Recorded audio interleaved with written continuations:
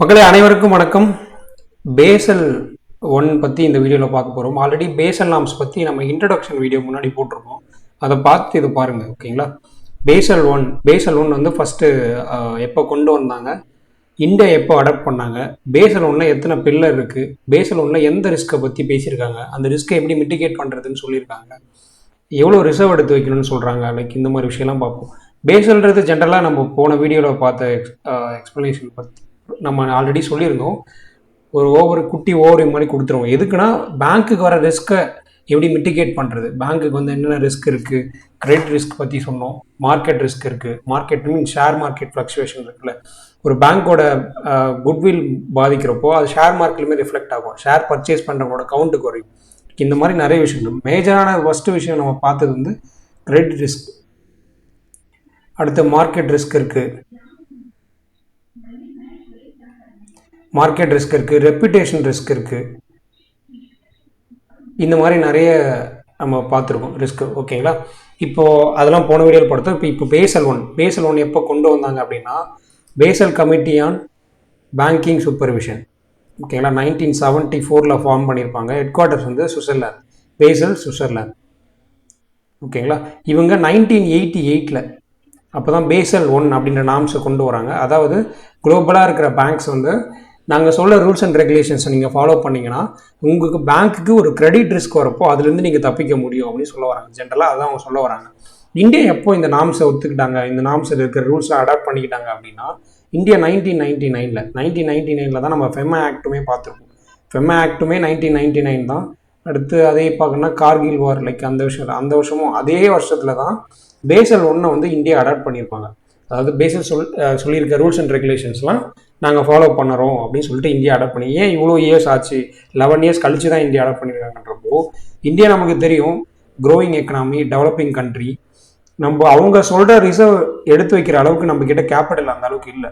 Capital இப்போது அவங்க என்ன சொல்கிறாங்கன்னா, capital risk weighted asset ratio, CRAR, capital to risk weighted asset ratio, capital adequacy ratio, ரெண்டும் ஒன்று தான். இதில் வந்து என்னன்னா 8% வந்து எடுத்து வைக்க சொல்லுவாங்க குளோபலாக. இது வந்து குளோபல். இந்தியா வந்து என்ன சொல்லியிருப்பாங்க, சரி ஓகே நாங்கள் எடுத்து வைக்கிறோம், 1% எக்ஸ்ட்ராவே எடுத்து வைக்கிறோம் அப்படின்னு சொல்லி இந்தியா சொல்லியிருப்பாங்க. அப்போது உங்களுக்கு பேங்க்குக்கு கேபிட்டல் ரிஸ்க் எவ்வளோ வரும்னு தெரியும். அதிலிருந்து 9% எடுத்து வைக்கணும். அவ்வளோ காசை நீங்கள் யூஸ் பண்ண முடியாது, எடுத்து தனியாக வச்சே ஆகும். ஸோ அந்த அளவுக்கு இந்தியாவோட எக்கனாமி சரி, நம்ம பேங்கிங் சிஸ்டமும் சரி அந்த லெவல் வளரல அந்த டைமில். ஸோ 1999 தான் இந்தியா வந்து ஓகே நாங்கள் அடாப்ட் பண்ணிக்கிறோம் அப்படின்னு சொல்லிட்டு அதை அடாப்ட் பண்ணியிருப்பாங்க, ஓகேங்களா? அதுவே பேசல் ஒன்னில் வந்து ஒரு பில்லர் பற்றி தான் பேசியிருப்பாங்க. பேசல் நாம்ஸ் வந்து இந்த பேசல் ஒன்னில் பர்டிகுலராக கிரெடிட் ரிஸ்க்கை மட்டும்தான் பேசியிருப்பாங்க. ஒரே ஒரு பில்லர் தான் இருக்கும், அதாவது ஒரு பில்லரை ஃபோக்கஸ் பண்ணி தான் இந்த நாம்ஸை டிசைன் பண்ணியிருப்பாங்க. அதுக்கடுத்து பேசல் 2 இருக்குது, பேசல் 3 இருக்குது. அதில் நிறைய பில்லர்ஸ்லாம் நம்ம பார்ப்போம், ஓகேங்களா? இப்போ கிரெடிட் ரிஸ்க்ன்றது என்ன, ஆல்ரெடி போன வீடியோவில் சொல்லியிருப்பேன். கிரெடிட் ரிஸ்க்ன்றது ஒரு லோன் வாங்கின ஒரு பாரோவர் வந்து அவர் ரீபேமெண்ட் பண்ணலை, அந்த லோனை ரீபேமெண்ட் பண்ணல அப்படின்றது தான் கிரெடிட் ரிஸ்க், ஓகேங்களா? இப்போ ஒரு ஏபிசின்ற கம்பெனி இருக்காங்க, அவங்க வந்து 100 crore லோன் வாங்குறாங்க. அந்த 100 crore வந்து அவங்க ரீபேமெண்ட் பண்ணலை அப்படின்றப்ப தான் இதுதான் கிரெடிட் ரிஸ்க், ஓகேங்களா? இந்த கிரெடிட் ரிஸ்க் வரப்போ அதில் பேங்க் எப்படி அந்த லாஸ்ட்லேருந்து எப்படி தப்பிச்சு வருது பேங்க், ஓகேங்களா? இப்போ எல்லா லோனுக்குமே வந்து ரெக்கவர் ஆகலைன்றப்போ பேங்க்குக்கு ரிஸ்க் தானே. ஸோ இந்த மாதிரி விஷயம்லாம் எப்படி மிட்டிகேட் பண்ணுறது, அதுக்கு பேங்க்ஸ் வந்து முன்னாடியே ஒரு ரிசர்வ் எடுத்து வைக்கணும்னு பேசுகிறாங்க தெரியுமா? அதை மட்டும் பற்றி தான் பேசியிருக்கு பேசல் ஒன்றில், ஓகேங்களா? இது அவங்க என்ன சொல்கிறாங்கன்னா, ரிஸ்க் வெயிட்டட் அசெட் அப்படின்றத நீங்கள் எடுத்து வைக்கணும். அது என்ன ரிஸ்க்ன்றது, நம்ம கொடுக்குற லோனுக்கு அகெயின்ஸ்டான ரிஸ்க். வெயிட்ன்றது மொத்தம் அந்த டோட்டல், அசெட்ன்றது அவங்க கொடுத்த லோன் அமௌண்ட்டு. அவங்க லோன் தானே அசெட், அவங்களோட அசெட்டை தானே லோனாக கொடுப்பாங்க. அந்த ரிஸ்க் வெயிட்டட் அசெட்டை கால்குலேட் பண்ணி, வெயிட்டட் மீன்ஸ் என்ன சொல்கிறாங்கன்னா, ஒரு பேங்க் வந்து ஒரு லோன் மட்டும் கொடுக்க மாட்டாங்க, நம்பர் ஆஃப் லோன்ஸ் கொடுப்பாங்க. 1 2 3 அப்படியே ஒரு 100 லோன் வச்சுங்களேன். இப்போ அந்த ஒவ்வொரு லோனுக்கும் ஒரு ரிஸ்க் அசோசியேட் ஆகிருக்கும். இப்போ லோன் நம்பர் 1க்கு வந்து ஒரு ரிஸ்க் பர்சன்டேஜ் ஒரு 20%, லோன் நம்பர் 2 இருக்குது அது ஒரு 40%, லோன் நம்பர் 3 இருக்குது சே ஃபார் எக்ஸாம்பிள் 100%, இந்த மாதிரி 4 அந்த மாதிரி இந்த மாதிரி ரிஸ்க் பர்சன்டேஜ் மாறிட்டே இருக்கும். அப்போ இது எல்லாத்தையும் அக்ரிகேட் பண்ணிங்கன்னா ஒரு ரிஸ்க் பர்சன்டேஜ் வருமா, அதில் நீங்கள் அந்த பர்சன்டேஜ்க்கு ஈக்குவலான அமௌண்ட்டை நீங்கள் எடுத்து வைக்கணும். அந்த ரிஸ்க் வரப்போ அதுதான் உங்களுக்கு காப்பாற்றும், ஓகேங்களா? இப்போ இந்த ரிஸ்க் ப்ரொஃபைல் எப்படி சொல்கிறாங்க, ஒரு லோனுக்கு ரிஸ்க்ன்றது எப்படி டிஃபைன் பண்ணுறாங்க அப்படின்னா, ஒரு லோன் ஜென்ரலாக ஒரு லோன் வாங்குறோம், ஒரு லோன் பேங்க் கொடுக்குறாங்க அப்படின்னா ஜென்ரலாக அதுக்கு ஒரு கொலேட்ரல் இருக்கும். கொலேட்ரல்னா ஒன்று, ஒரு டாக்குமெண்ட்டோ இல்லை நீங்கள் எவ்வளோ லோன் வாங்குறீங்க. இப்போது ஒரு 10 crore லோன் வாங்குறீங்கன்னா அந்த 10 crore ஈக்குவலானது ஒரு டாக்குமெண்ட்டோ ஆர் 10 crore மேலே இருக்கணும். அதாவது அந்த அசட்டுக்கு ஈக்குவலோ இல்லை அதை விட மேலேயோ இருக்கணும் ஒரு டாக்குமெண்ட்டை நீங்கள் சப்மிட் பண்ணணும். அதுதான் கொலேட்ரல். அந்த கொலேட்ரல் இருந்துச்சுன்னா அதுக்கு ஒரு ரிஸ்க் பர்சன்டேஜ் இருக்கும். சில லோன்ஸ்க்கு வந்து கொலேட்ரல் இருக்காது. பர்சனல் லோன் எடுங்க. பர்சனல் லோன் எதை வச்சு கொடுக்குறாங்க? பர்சனல் லோன் எது வச்சு கொடுக்குறாங்க மக்களே? ஒரு பேங்க், ஒரு எம்ப்ளாயி இருக்காரு, அவர் எவ்வளோ சேலரி வாங்குறாரு, இப்போ 30K சேலரி வாங்குறாருன்றப்போ அந்த சேலரி பேஸ் பண்ணி லோன் கொடுக்குறாங்க. அந்த எம்ப்ளாய்க்கு கிரெடிட் ஸ்கோர்னு ஒன்று இருக்கும், சிபில் ஸ்கோர் பார்க்கும்ல, அதை பேஸ் பண்ணி லோன் கொடுக்குறாங்க. அது மட்டும்தான், வேற எந்த டாக்குமெண்ட்டையும் சப்மிட் பண்ண மாதிரி வேற எந்த அசட்டுமே கொடுக்க மாட்டார். அந்த மாதிரி கொடுக்குற லோன் தான் பர்சனல் லோன். அப்போ அந்த பர்சனல் லோனுக்கு ரிஸ்க் கொஞ்சம் அதிகமாக இருக்கும். ஏன்னா நாளைக்கு அவர் வேலை போயிடுச்சு அப்படின்னா அந்த லோனை ரீபேமெண்ட் பண்ண மாட்டார். ஸோ ஒவ்வொரு கைண்ட் ஆஃப் லோனை பொறுத்து அந்த லோனுக்கு அசோசியேட் ஆகிருக்கிற ரிஸ்க் வந்து மாறும். ஓகேங்களா? அதுதான் இங்கே சொல்கிறாங்க. For example, and asset backed by collateral. ஒரு லோனுக்கு கொலேட்ரல் இருக்குது அப்படின்னா அதுக்கு வந்து ரிஸ்க் கொஞ்சம் கம்மியாக இருக்கும். ஓகேங்களா? Lesser risk. இப்போ கம்பேர்ட் டு பர்சனல் லோனுக்கு வந்து கொஞ்சம் ரிஸ்க் கொலேட்ரலே இல்லாத லோன், அப்போ அதுக்கு வந்து ரிஸ்க் அதிகமாக இருக்கும். ஒரு கொலேட்ரல் இருக்கிற லோனுக்கு வந்து ரிஸ்க் பர்சன்டேஜ் கம்மியாக இருக்கும். ஓகேங்களா? இதுதான் சொல்ல வராங்க. அப்போ ஒவ்வொரு லோனுக்கும் ஒரு டிஃப்ரெண்ட் கைண்ட் ஆஃப் ரிஸ்க் இருக்கும் அப்படின்றது புரிஞ்சுக்கு. ஓகேங்களா? சரி, ஓகே. ரிஸ்க் வெயிட்டட் அசட் எப்படி கால்குலேட் பண்ணுறாங்க அப்படின்றத பார்ப்போம். அதுக்குள்ளே பார்க்கறதுக்கு முன்னாடி ரிஸ்க் வெயிட்டட் பர்சன்ட் மீன் ஒவ்வொரு லோனுக்கும் இருக்கிற மொத்த ரிஸ்கையும் ஆட் பண்ணுறாங்களா, அது எப்படி கால்குலேட் பண்ணுறாங்கிறது பார்ப்போம். அதுக்கு முன்னாடி பேசல் 1ல ஒரு பில்லர் தான் இருக்குன்னு நான் சொன்னேன். ஒரு பில்லர் மீன்ஸ் ஒரு விஷயத்தை மட்டும் பற்றி பேசியிருக்காங்க. அது என்னன்னா மினிமம் கேபிட்டல் ரெக்யர்மெண்ட். ஒரு மினிமம் கேபிட்டல் நீங்கள் ரிசர்வ் எடுத்து வைக்கிறீங்கல்ல, ரிசர்வ் தனியாக எடுத்து வைக்கிறீங்களா, அது எவ்வளோ இருக்கணும்? ஒவ்வொரு லோனுக்கும் அது மாறும். அந்த பில்லரை மட்டும் தான் பேசல் 1ல பேசியிருப்பாங்க. ஓகேவா? சரி, இப்போ இது மினிமம் கேபிட்டல் ரெக்யர்மெண்ட், அந்த ஒரு பில்லர் தான் இருக்கு. சரி, அப்படின்னா என்ன அதுன்னு பார்ப்போம். இப்போ ஒவ்வொரு லோனுக்கும் ஒரு ரிஸ்க் பர்சன்டேஜ் அசோசியேட் ஆயிருக்கும்னு சொல்றேன். அதை தான் இங்கே பார்க்கணும். அது என்னென்ன முதல்ல இப்போ ஒரு ஃபர்ஸ்ட் எக்ஸாம்பிள் மக்களே, ஃபர்ஸ்ட் எக்ஸாம்பிள் என்ன சொல்றாங்கன்னா, இது ஒரு கிளாஸ் வச்சுக்கோங்க. என்ன கிளாஸ்னா, ஒரு கவர்மெண்ட்டுக்கு கொடுக்குற லோன். சேவர் என்னது? ஒரு கவர்மெண்ட் இப்போ இந்தியாவுக்கு லோன் வாங்குது. யாருக்கிட்ட இருந்து? வேர்ல்டு பேங்க் கிட்ட இருந்து இந்தியா லோன் வாங்குறாங்க. இதுதான் வந்து சாவரின் டெப்ட். ஒரு கண்ட்ரியே லோன் வாங்குறது. சாவரின் டெப்ட் மீன்ஸ் ஒரு கண்ட்ரி வந்து ஒரு குளோபல் ஆர்கனைசேஷன் கிட்ட இருந்து லோன் வாங்குறது. OECD கண்ட்ரிஸ் ஜென்ரலாக சொல்லியிருக்காங்க. OECD கண்ட்ரிஸ்னா organisation for economic cooperation and development. அதில் இந்தியாவுமே ஒரு மெம்பர். அது ஒரு எக்ஸாம்பிளுக்காக அந்த மாதிரி சொல்லியிருக்காங்க. ஜென்ரலாக என்னன்னா, ஒரு கண்ட்ரி வந்து அவங்களோட பண தேவைக்காக ஒரு குளோபல் ஆர்கனைசேஷனுக்கு லோன் வாங்குறாங்க. அதுதான் இந்த கேட்டகரி. அதுக்கு வந்து கிளாசிஃபிகேஷன் என்ன கொடுக்குறாங்கன்னா எஸ் அப்படின்னு கொடுக்குறாங்க. ஓகேங்களா? இந்த கிளாசிஃபிகேஷன் முக்கியம் இல்லை. லைக் இது வந்து ஸ்டாண்டர்ட் RBI வெப்சைட்ல இருக்கிறது, அதை அப்படியே கொண்டு வந்தது. ஓகேங்களா? இந்த மாதிரி ஒரு கண்ட்ரி வாங்குற லோனுக்கு ரிஸ்க் பர்சன்டேஜ் எவ்வளோ? 0% மக்களே. ஏன்னா ஒரு கண்ட்ரி எப்படி திவால் ஆகும்? மேபி அவங்க கண்டிப்பாக வந்து லோன் ரீபேமெண்ட் பண்ணிடுவாங்க. அட்மோஸ்ட் ரொம்ப லெஸ் தென் 0.5% அந்த கம்மியாக தான் ரிஸ்க் இருக்கும். ஜென்ரலாக ரிஸ்க் கிடையாது. ஒரு கண்ட்ரி லோன் வாங்குறன்றப்போ அது ரிஸ்க் ப்ரொஃபைல் வந்து 0 அப்படின்னு சொல்கிறாங்க.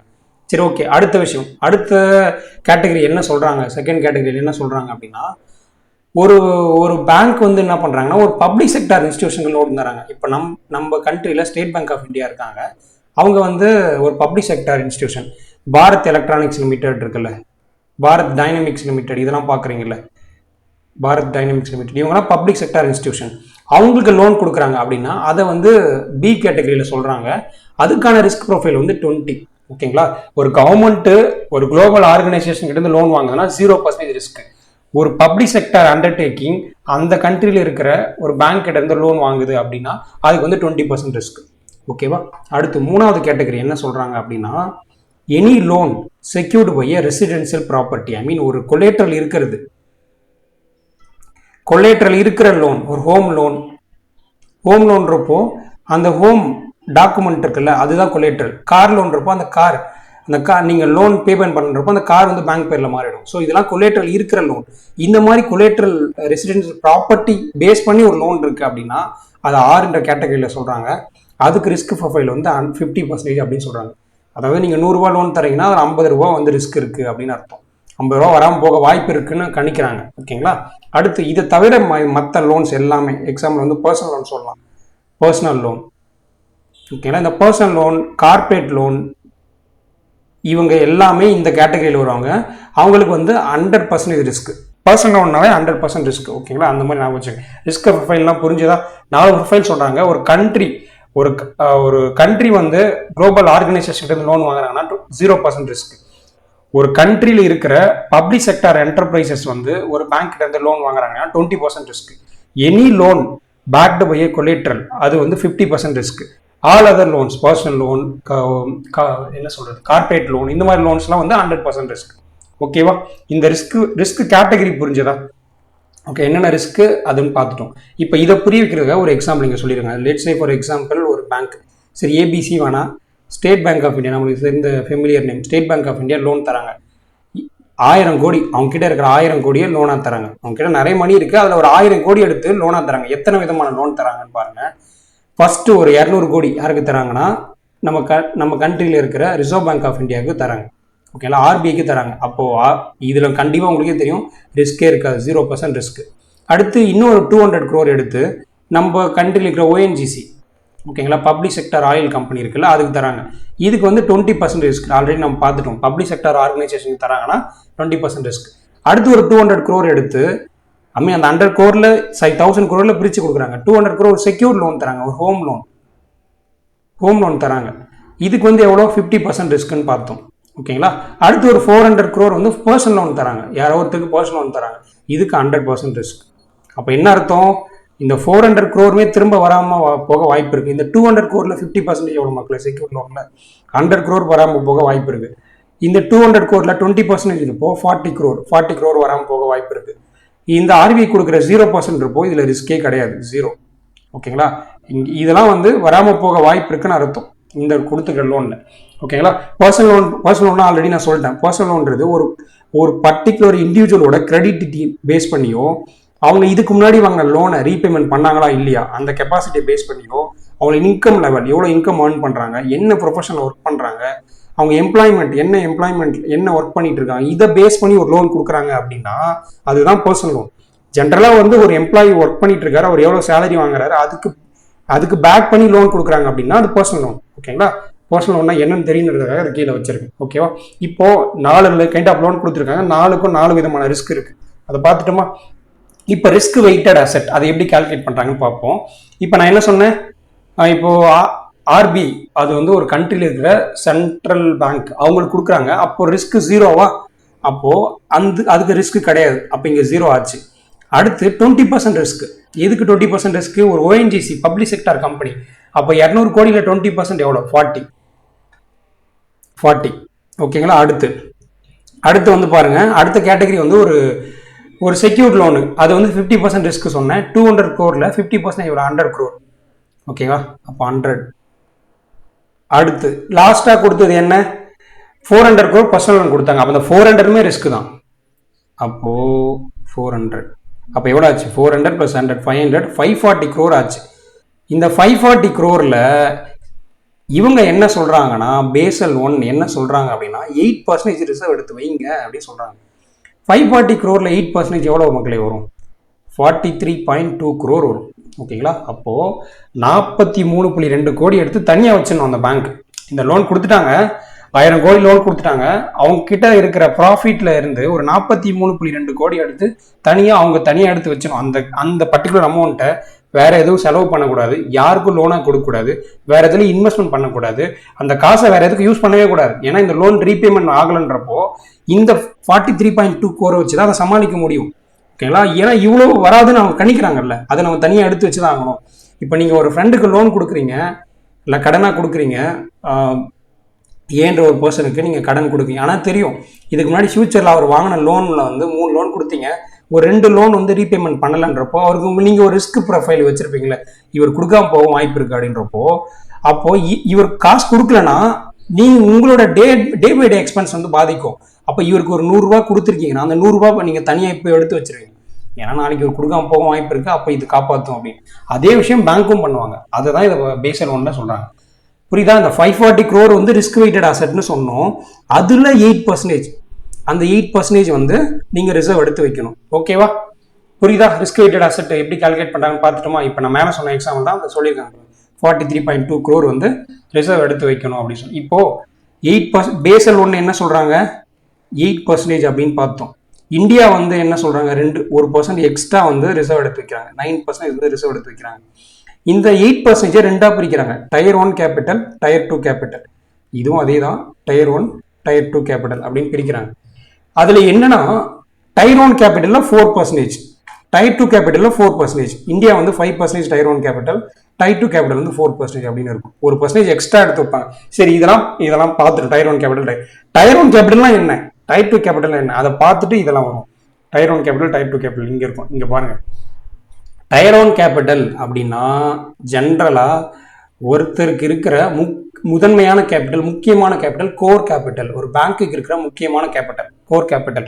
அந்த கேபிட்டல் தான் அவங்களுக்கு ஏதாவது பிரச்சனை வருதுன்னா உடனே அவங்களை காப்பாற்றும். அவங்க பேங்க்கிட்ட நிறைய கேபிட்டல் இருக்கும், நிறைய அசெட் இருக்கும். ஆனால் அந்த ஆன் ஸ்பாட்ல வந்து எது காப்பாற்றும் அப்படின்னா அந்த டயர் 1 கேபிட்டல் தான். என்னென்னலாம் டயர் 1 கேபிட்டலாக சொல்றாங்க அப்படின்னா, அது பேங்க்குக்கு வந்து பிரைமரி ஃபண்டிங், அது ஒரு பிரைமரி ஃபண்டாக இருக்கும் டயர் 1 கேபிட்டல்ன்றது. அடுத்து வேற என்ன சொல்றாங்க? டயர் 1 கேபிட்டல்னா எது? ஃபர்ஸ்ட் விஷயம் என்னன்னா ஷேர் ஹோல்டர்ஸ் ஈக்விட்டி. ஈக்விட்டினா அந்த பர்டிகுலர் பேங்க்ல பார்ட் ஆஃப் த ஓனரா இருக்கவங்கள ஈக்விட்டி ஷேர் ஹோல்டர்ஸ் அப்படின்னு சொல்லுவாங்க.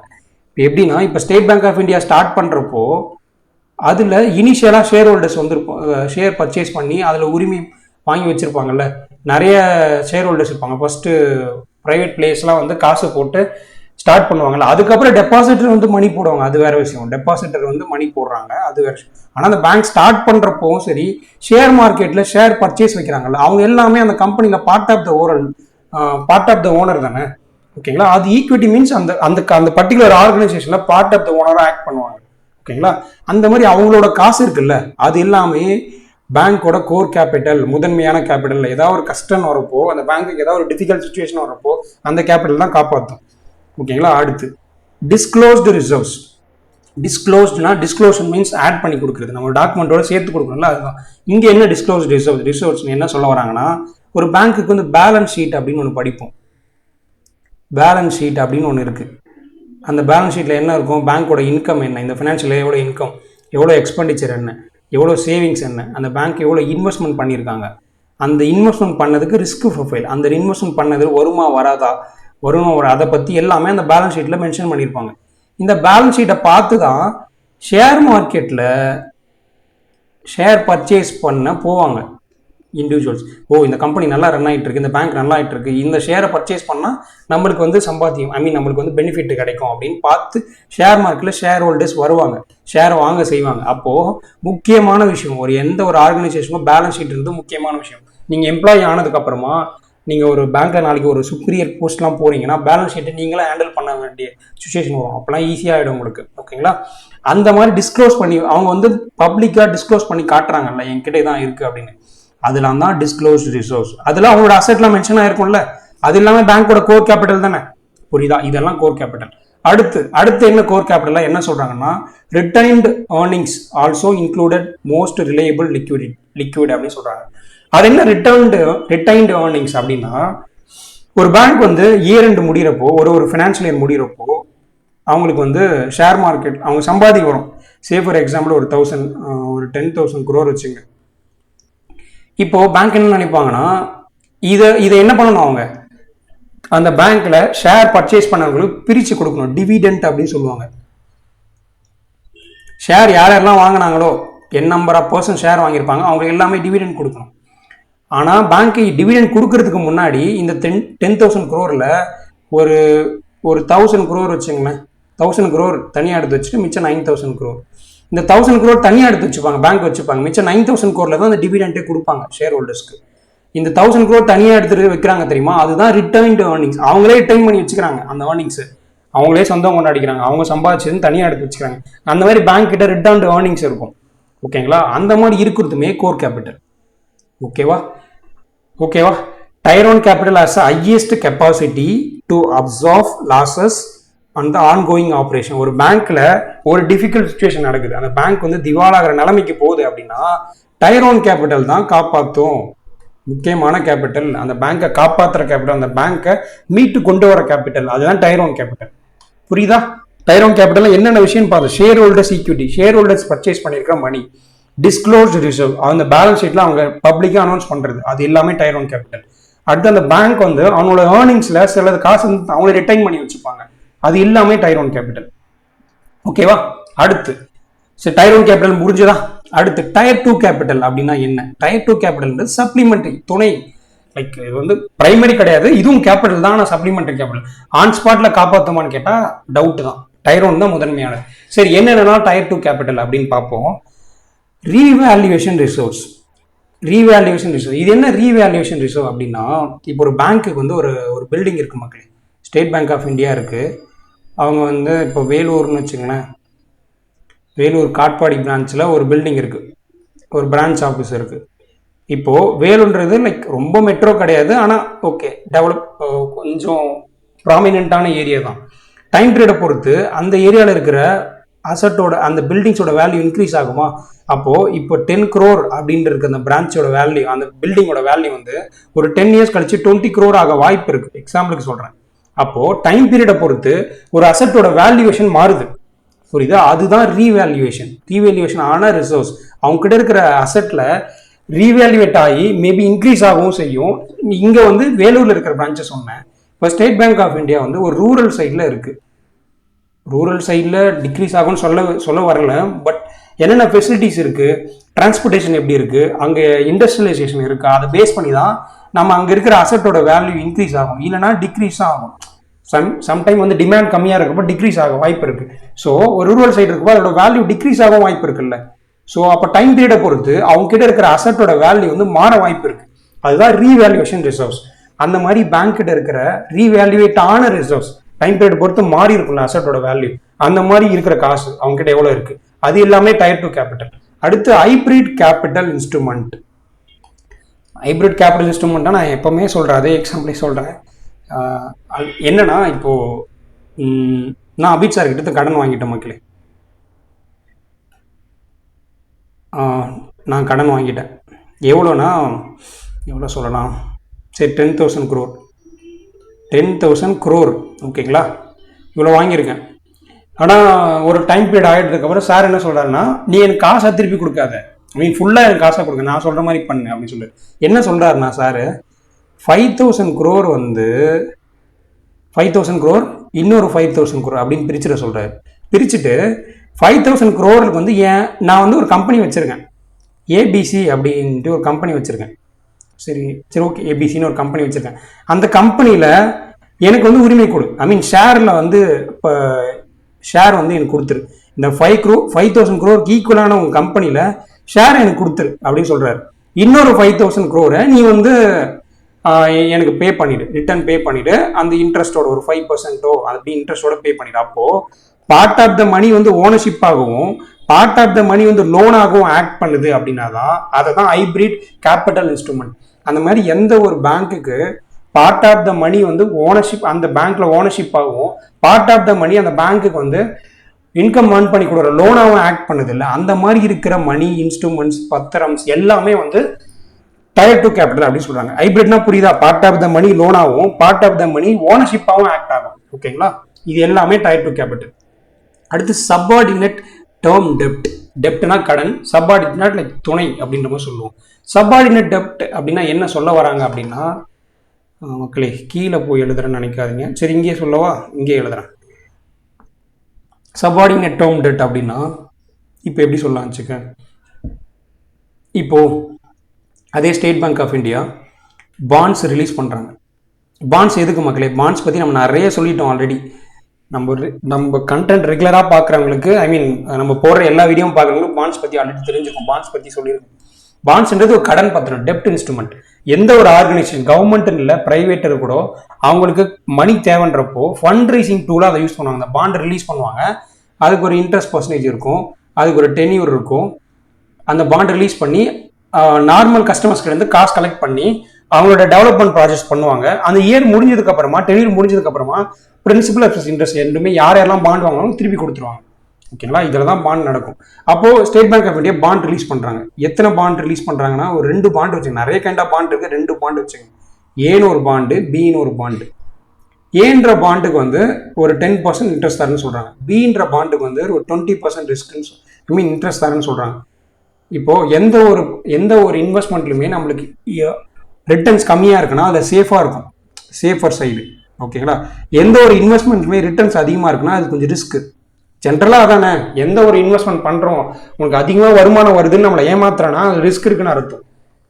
நம்ம ஒரு இன்வெஸ்ட்மெண்ட் பண்ணுறோம், அதில் வந்து இவ்வளோதான் ரிட்டர்ன்ஸ் இருக்கும் அப்படின்னு கம்மியான ரிட்டர்ன்ஸ் இருக்குன்னா சேஃப், கொஞ்சம் சேஃப், நம்ம தைரியமாக இன்வெஸ்ட்மெண்ட் பண்ணலாம். ஓகேங்களா? இப்போ இந்த பாண்ட்ஸ் வந்து முடிஞ்சு நாளைக்கு பேங்க் எஸ்பிஐ வந்து திவால் ஆகுதுன்னு வச்சுக்கோங்க மக்களே, ஒரு இமேஜினரி சுச்சுவேஷன். ஓகேவா? எஸ்பிஐ வந்து என்ன சொல்றாங்க, சரி அந்த பாண்டை க்ளோஸ் பண்றாங்க. இந்த பாண்டை க்ளோஸ் பண்றப்போ யாருக்கு முதல்ல கொடுப்பாங்க மணி? யாருக்கு முதல்ல கொடுப்பாங்கன்னா இந்த 10% இன்ட்ரெஸ்ட் ரேட்ல வாங்கினாங்கல்ல ஏ பாண்ட், அவங்களுக்கு ஃபர்ஸ்ட் கொடுத்து முடிப்பாங்க. இவங்க எல்லாரும் கணக்கு முடிச்சுட்டு அந்த பாண்டை வாங்கினவங்க எல்லாருக்கும் காசு கொடுத்து முடிச்சுட்டு அதுக்கு அடுத்தது பி பாண்ட் வாங்கினாங்கல்ல 20% அவங்களுக்கு கொடுப்பாங்க. எஸ்பிஐ என்ன சொல்லுவாங்கன்னா உங்களுக்கு கொடுக்காம போக வாய்ப்பு இருக்கு, ஏன்னா ஏல இருக்க எல்லாருக்கும் காசு கொடுத்து போய் மிச்சம் என்கிட்ட காசு இருந்தால் தான் கொடுப்பேன், இல்லை உங்களுக்கு கொடுக்காம கூட போயிடுவேன் அப்படின்னு சொல்ற பாண்டு தான் சப்பார்டினேட் டேர்ம் டெப்ட்.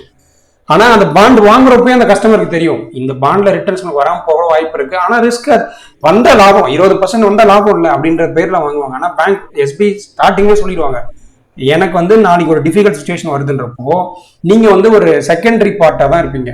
அந்த மாதிரி கலெக்ட் ஆகிற மணி தான் சப்பார்டினேட் டேர்ம் டெப்ட். புரியுதா? இது எல்லாமே பேங்கோட செகண்டரி கேபிட்டல், டயர் 2 கேபிட்டல். அடுத்து ஜெனரல் லோன் லாஸ் ரிசர்வ்ஸ். அவங்க என்னன்னா லோன் கொடுத்துட்டு அந்த லோன் ரிகவர் ஆகாதுன்னு நினைக்கிறதுக்கு ரிசர்வ் எடுத்து வைக்கிறாங்கல்ல, அந்த மாதிரி வைக்கிற ரிசர்வ்ஸ்ல சில ஜெனரல் ரிசர்வ்ஸ் வந்து சப்பார்டினேட் கேபிட்டலாகவும் சொல்றாங்க, டயர் 2 கேபிட்டல் கன்சிடர் பண்றாங்க. அடுத்து அன்டிஸ்க்ளோஸ்டு ரிசர்வ்ஸ். அன்டிஸ்க்ளோஸ்டு ரிசர்வ் நேரம் நீங்க பிடிச்சிருப்பீங்கன்னு நினைக்கிறேன்.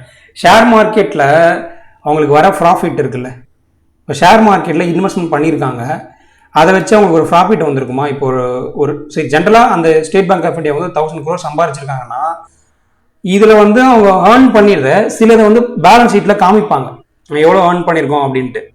பேலன்ஸ் ஷீட்டில் காட்டாமல் சில மணி வச்சிருப்பாங்கல்ல, அதுதான் அன்டிஸ்க்ளோஸ்ட். டிஸ்க்ளோஸ் பண்ணுறாங்கன்னா பப்ளிக்காக அனௌன்ஸ் பண்ணுறாங்க. அன்டிஸ்க்ளோஸ் பண்ணாமல் அவங்க கிட்ட சில கேபிட்டல் இருக்கும், ரிசர்வ்ஸ் இருக்கும், காசு தனியாக எடுத்து வச்சிருப்பாங்க. அந்த மாதிரி இருக்கிறது எல்லாமே டயர் 2 கேபிட்டல். ஓகேவா? டயர் 2 கேபிட்டல் ஜென்ரலாக என்ன சொல்றாங்கன்னா லெஸ் ரிலேயபிள்னா அது நம்ப முடியாது, அது நம்மளுக்கு எப்பவுமே ரிட்டர்ன்ஸ் எடுத்து கொடுக்கும்னு சொல்ல முடியாது. டயர் 2 தான், டயர் 1 தான் ஒரு பேங்க்கு வந்து முதன்மையான கேபிட்டல். டயர் 1 கேபிட்டல் வந்து முதன்மையான கேபிட்டல், அதுதான் எப்பவுமே அப்புறம் முக்கியமானது. டயர் 2 அப்படி கிடையாது, ரிலேயபிள் ரொம்ப கம்மி, அப்புறம் ஈஸியாக லிக்விடேட் பண்ண முடியாது. இப்போ ஒரு பாண்ட் இருக்குன்னா பாண்டை உடனே இங்கே நினைச்ச நேரத்தில் காசாக மாற்ற முடியுமா? முடியாது. அந்த பாண்டுக்கு டென்யூர்னு ஒன்று இருக்கும். அந்த இன்ட்ரெஸ்ட் என்னதான் 10% இருந்தால் அந்த டென்யூர் முடிஞ்சாதான் அந்த காசு உங்களுக்கு வரும். ஃபார்மாலிட்டிஸ் நிறைய இருக்கு, அது முடிஞ்சாதான் நீங்க ரெடிலி அவைலபிள் கேஷ் உங்களுக்கு கிடைக்கும். லிக்விடேட்னா அது ரெடிலி அவைலபிள் கேஷ் உங்களுக்கு கிடைக்குமோ அதுதான் லிக்விடேஷன் பத்தி ஈஸியா லிக்விடிட்டி பத்தி பேசுறது. அந்த மாதிரி லிக்விடிட்டி பண்ண முடியாது ஒரு பாண்ட்ஸை வச்சு. அந்த டயர் 2 கேபிட்டல் எல்லாமே அந்த மாதிரி மணி தான் சொல்றாங்க. டயர் 1னா உங்களுக்கு உடனே காப்பாத்துங்கள. ஓகேவா? டயர் 1 டயர் 2 முடிஞ்சுதான். அடுத்து டயர் 1 கேபிட்டல் டயர் 2 கேபிட்டல் பார்த்துட்டோம். இங்க என்ன சொன்னாங்கன்னா பேசல்ல வந்து 4% டயர் 1 கேபிட்டல்லையும் 4% டயர் 2 கேபிட்டலையும் எடுத்து வைக்க சொன்னாங்க. ஓகேவா? அடுத்து பேசல் நம்ம ஆல்ரெடி எப்போ அனௌன்ஸ் பண்ணாங்கன்னு பார்த்துட்டோம், அக்டோபர் 30, 1998. ஓகேங்களா? இந்தியா எப்போ அடாப்ட் பண்ணதுன்னா 1999ல இந்தியா அடாப்ட் பண்ணாங்க. இந்தியா என்ன சொன்னாங்கன்னா 9% எடுத்து வைப்போம் அப்படின்னு சொன்னாங்க. இது கீழே இருக்கிற சார்ட் என்ன அப்படின்னா பிசிஏ, ப்ராம்ப்ட் கரெக்டிவ் ஆப்ஷன். அதாவது ஒரு பேங்க் வந்து என்னன்னா இப்போ இந்த capital to risk weighted asset ratio CRARO or capital adequacy ratio ரெண்டும் ஒன்று தான். இதில் 9% எடுத்து வைக்கணும்னு நம்ம பார்க்குறோம் பேங்க்ல. பேசல் 1 பிரகாரம் எந்த பேங்க் வந்து இந்த 9% கம்மியாக போதோ அவங்க மேலே வந்து RBI வந்து பிசிஏ போடுவாங்க. இந்த ரிஸ்க் த்ரெஷ்ஹோல்டு 1 இருக்கு, ரிஸ்க் த்ரெஷ்ஹோல்டு 2 இருக்கு, ரிஸ்க் த்ரெஷ்ஹோல்டு 3 இருக்கு. ஓகேங்களா? உங்களோட கேபிட்டல் அடிக்வசி ரேஷியோ வந்து இப்போ 9%லேருந்து 2.5% கம்மி பண்ணால் எவ்வளோ வரும்? 6.5%. யார் 6.5%க்கு வர்றாங்களோ அவங்க ரிஸ்க் த்ரெஷ்ஹோல்டு 1. ஓகேங்களா? இப்போ 4% கம்மியாச்சுன்னா 5%க்கு யார் வராங்களோ அவங்க ரிஸ்க் த்ரெஷ்ஹோல்டு 2. ரிஸ்க் த்ரெஷ்ஹோல்டு 3ன்றப்போ என்னன்னா 5%க்கு கீழே போயிட்டாங்கன்னா அவங்க ரிஸ்க் த்ரெஷ்ஹோல்டு 3ல வச்சு RBI வந்து ரெஸ்ட்ரிக்ட் பண்ணுவாங்க.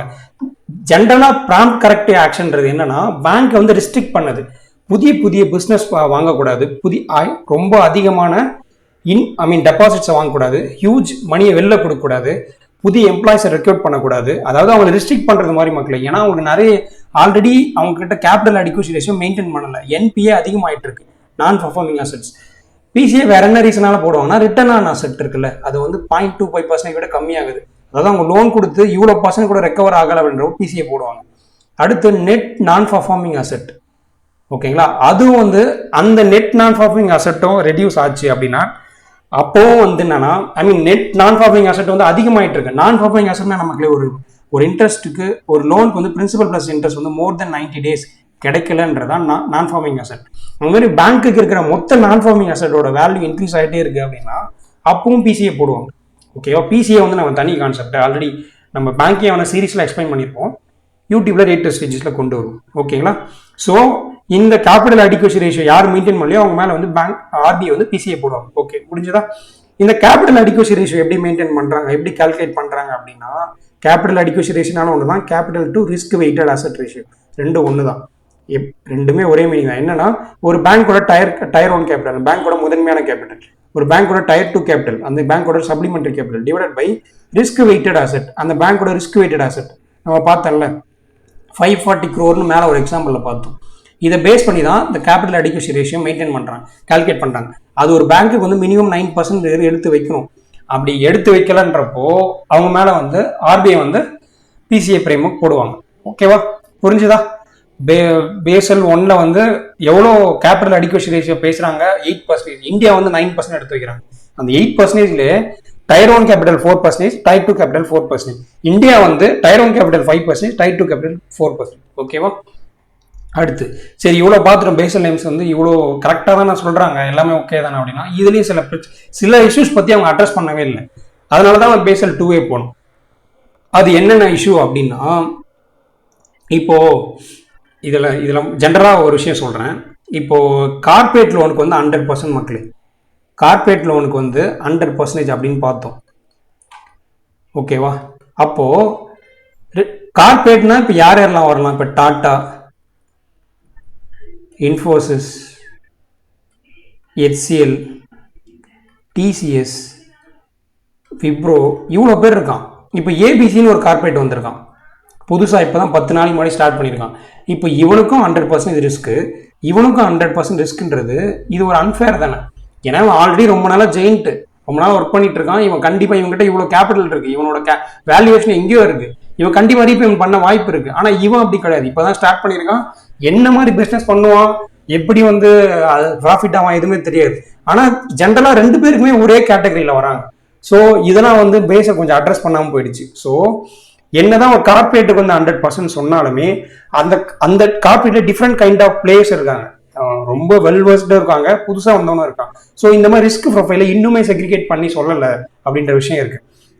அதே மாதிரி வேறனா ஒரே பில்லர் மட்டும் தான் பேசியிருப்பாங்க, கேபிட்டல் அடிக்வசி, ஐ மீன் மினிமம் கேபிட்டல் ரெக்யர்மெண்ட். ஒரு பேங்க் வந்து கிரெடிட் ரிஸ்க் எப்படி வந்து மிட்டிகேட் பண்றது அதை மட்டும் தான் பேசுவாங்க. பேங்க் கிரெடிட் ரிஸ்க் மட்டும் தான் இருக்கா? கிடையாது, மார்க்கெட் ரிஸ்க் இருக்கு, இன்னும் நிறைய ரிஸ்க் இருக்கு. அந்த மாதிரி ரிஸ்க்கை பத்திலாம் பேசல. ஓகேங்களா, இது மாதிரி நிறைய வந்து அட்ரஸ் பண்ணாம விட்டுட்டாங்க பேசல் 1. ஓகேங்களா, இது பேசல் 1 நம்ம இவ்வளவு சொல்லியிருக்கோம். பேசல் 2ல நெக்ஸ்ட் வீடியோ பார்க்கணும். ஏதாவது டவுட் இருந்தா கீழே கமெண்ட் பாக்ஸ்ல போடுங்க. நன்றி.